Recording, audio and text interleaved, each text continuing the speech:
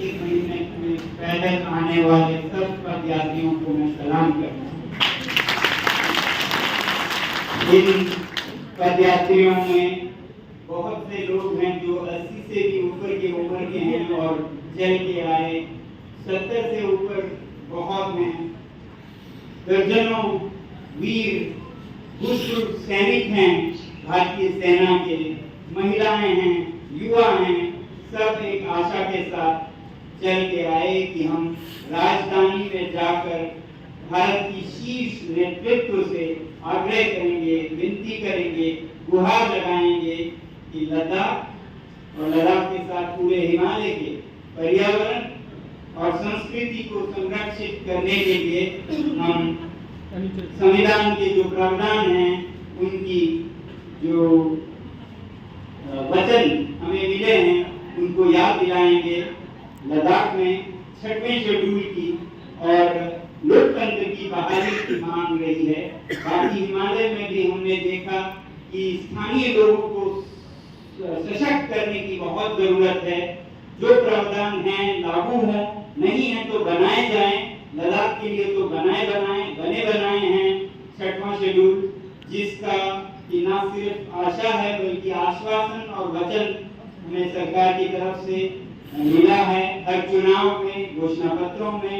तो उसको सिर्फ याद दिलाने के लिए हम यहाँ आए और इस शांतिपूर्ण पद यात्रा से हम दिल्ली में आकर इस सीख को सिखाने वाले हमारे भारत के पिता महात्मा गांधी के समाधि पर, राजघाट पर हम उनको सम्मान करना चाहते थे, श्रद्धांजलि देना चाहते थे, इसलिए हम आए।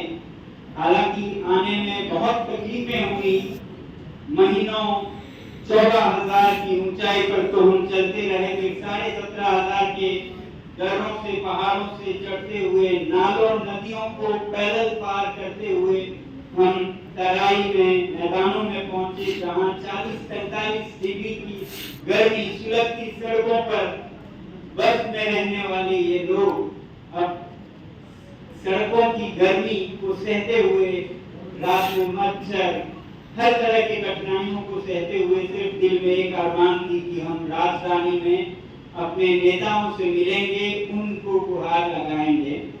इसलिए यहाँ आए। मगर आप लोगों को जैसे पता है 2 दिन हमें हिरासत में रखा गया।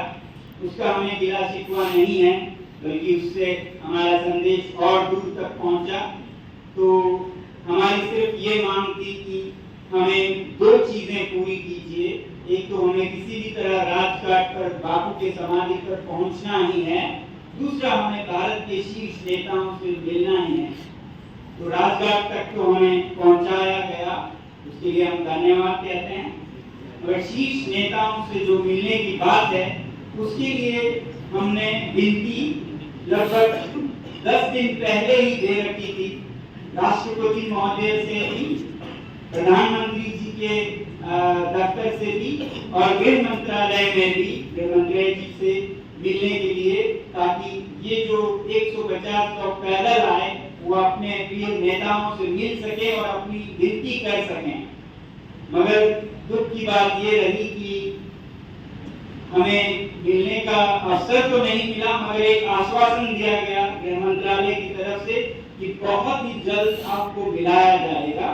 फिर उसके बाद ये आश्वासन दिया गया कि मिलाने की तो समय नहीं मिल रहा है, मगर हम आपको एक अपॉइंटमेंट तारीख जरूर देंगे आज 4 तारीख को शाम के 5 बजे तक। वैसे तो हमें नहीं समझ आता है कि 10-12 दिन पहले से विनती की गई अपॉइंटमेंट के लिए, एक समय के लिए, इन लोगों के लिए जो 150 लोग बड़े बूढ़े महीना पैदल चलकर, पैरों में छाले, बदन में तरह तरह की दिक्कतें, सूरज की गर्मी से जले हुए चेहरों के साथ जो आए, हमें उम्मीद थी कि उनके साथ हमारे नेता जरूर मिलेंगे, क्योंकि भारत एक लोकतंत्र है, सबसे बड़े लोकतंत्र है दुनिया की। तो हम पिछले 2 दिनों में सांस थम कर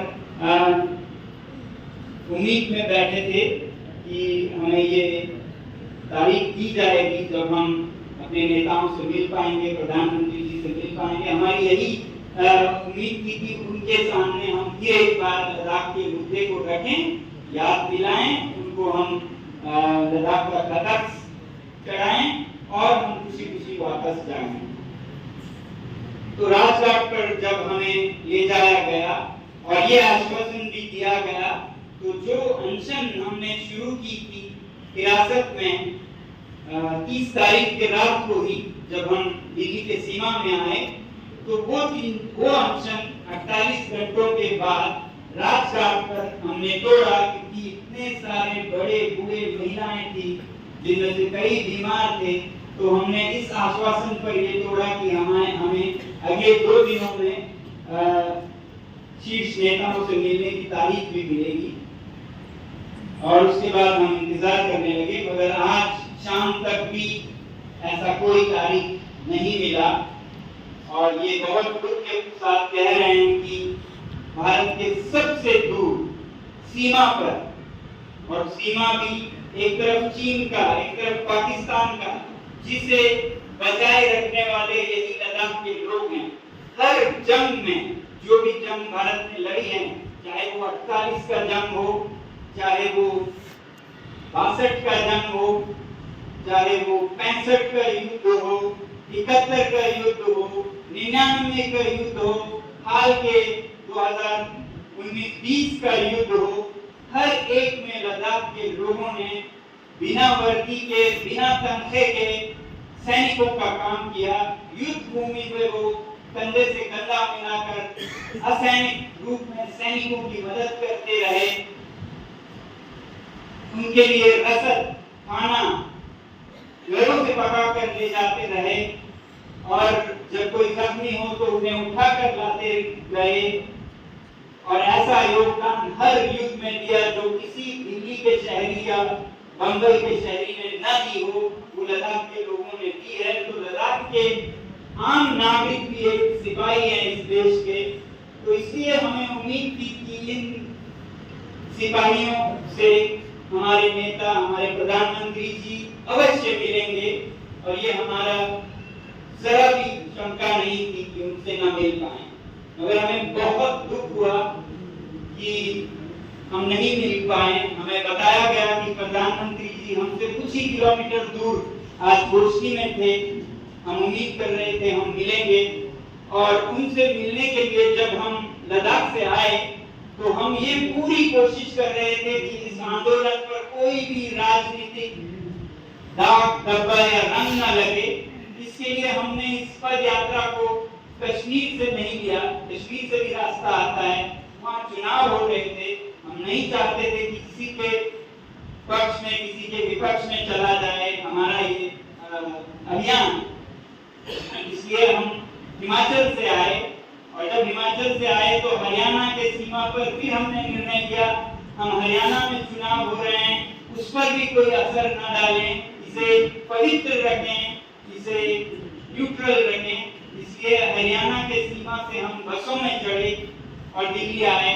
हम किसी भी संस्था से नहीं मिले कि कोई रंग न लग जाए हमारे इस पवित्र अभियान पर। तो ऐसा करने के बाद भी 80 के उम्र के लोग पैदल आए, इसके बावजूद भी जब हमें ये मिलने की तिथि नहीं मिली तो बहुत दुख हुआ। वैसे ही हमारे साथ हमारे डोलमाले हैं, अभी डोलमा 90 वर्ष की हैं, ये लद्दाख से हैं मगर स्विट्जरलैंड में रहती आई हैं, पिछले कोई 70 सालों से स्विट्जरलैंड में हैं। स्विस सरकार ने उन्हें बार-बार स्विस नागरिकता लेने के लिए कहा, बार-बार। उन्होंने अभी तक भारतीय नागरिकता नहीं छोड़ी। भारत का पासपोर्ट इनकी शान है, ये अभी भी रखते हैं। हालांकि नागरिकता के लिए लोग भारत से लोग पश्चिम की नागरिकता के लिए जान की बाजी देकर जाते हैं, मगर अमा डोलमा ने अपनी नागरिकता कभी नहीं छोड़ी। 90 की उम्र तक, वर्ष तक होते भी वो वहां से खास दिल्ली आई ताकि वो पद यात्रा के आखिरी चरण में जुड़ सकें, और अगर अनशन करना पड़ता है तो वो भाग ले सके, इसके लिए आई हैं ये।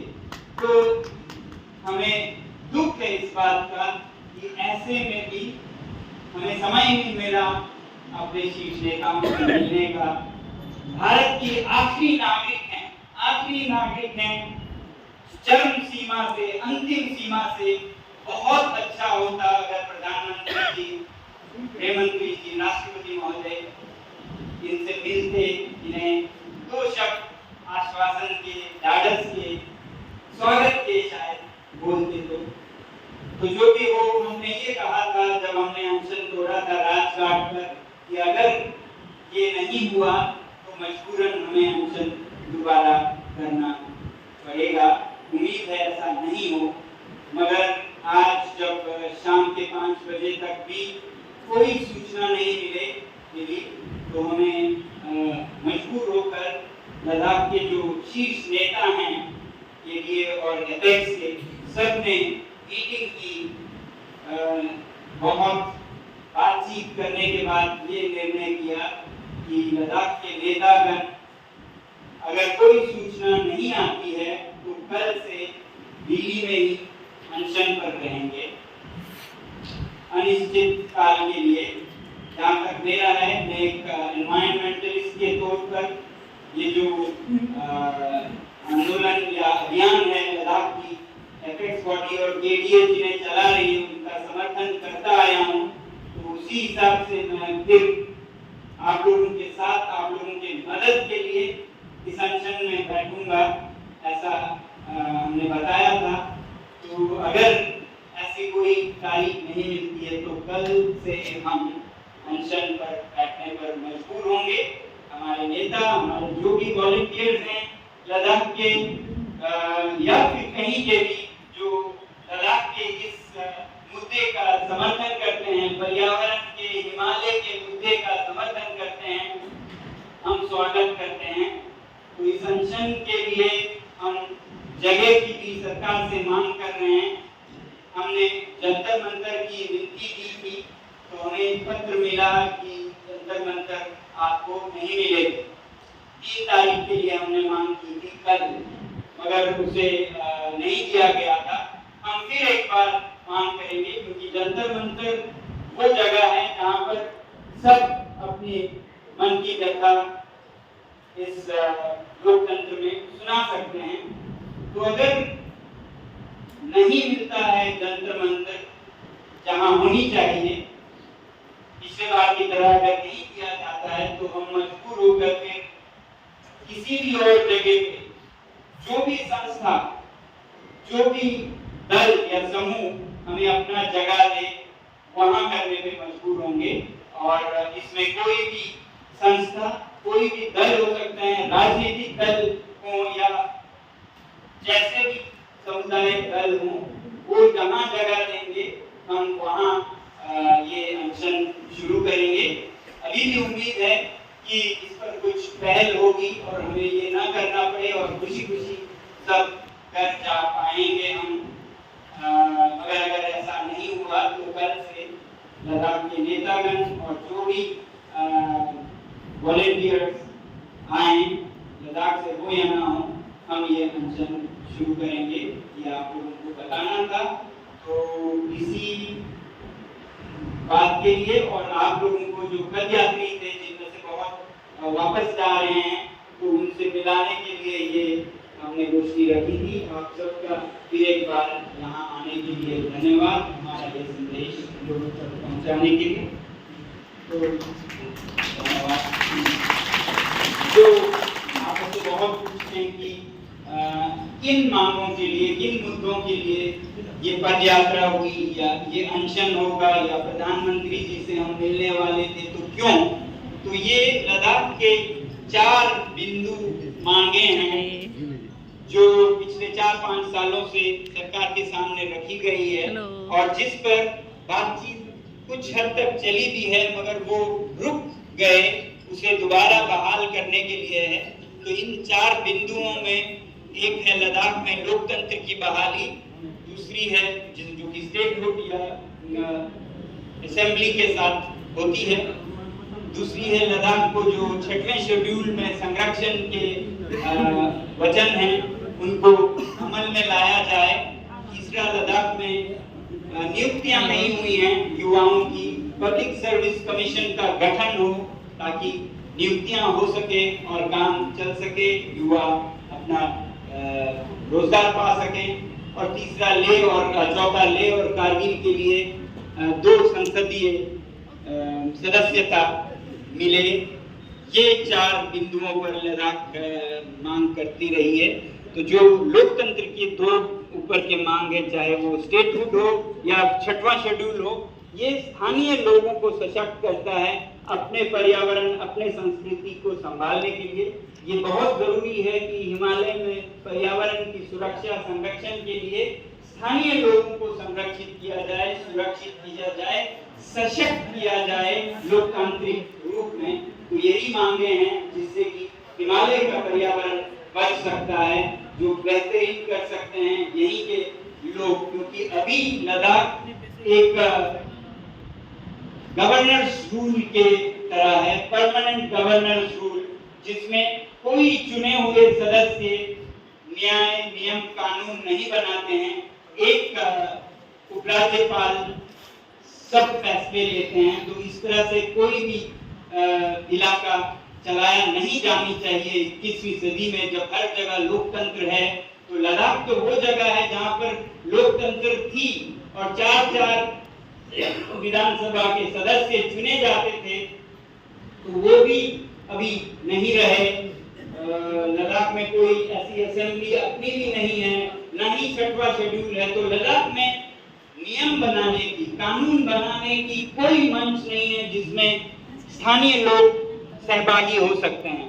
तो ये पुराने जमाने की कॉलोनी की तरह हैं, जिन्हें एक गवर्नर या लेफ्टिनेंट गवर्नर राज करते हैं।